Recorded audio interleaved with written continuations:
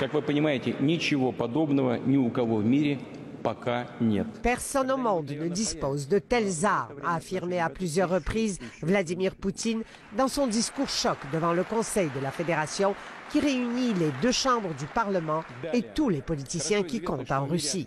À l'aide de vidéos et de films d'animation, il a montré aux Russes et au monde ce sur quoi les chercheurs militaires travaillent ici depuis une quinzaine d'années.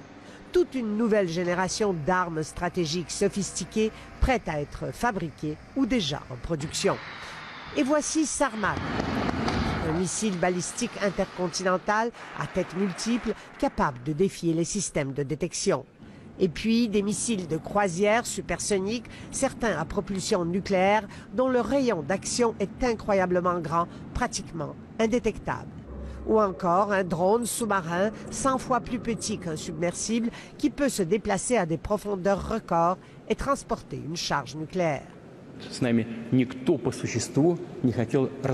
Personne ne voulait nous écouter quand nous disions « il ne faut pas changer les équilibres stratégiques », a dit le président russe.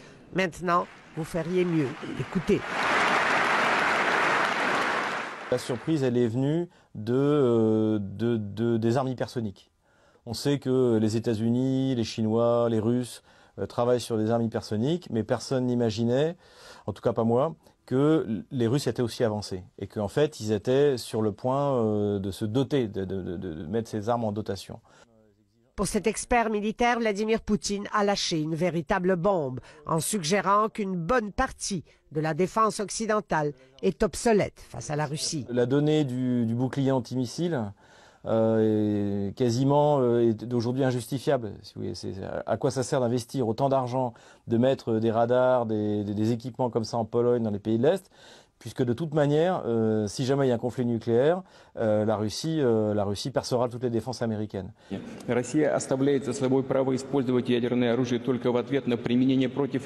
Vladimir Poutine a répété, la Russie n'utilisera ses armes que si son territoire est attaqué ou si un de ses alliés est visé par des armes de destruction massive.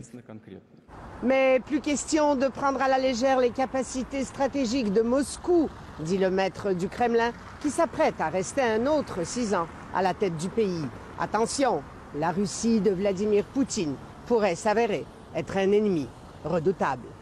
Ici Alexandra Chatska, Radio-Canada, Moscou.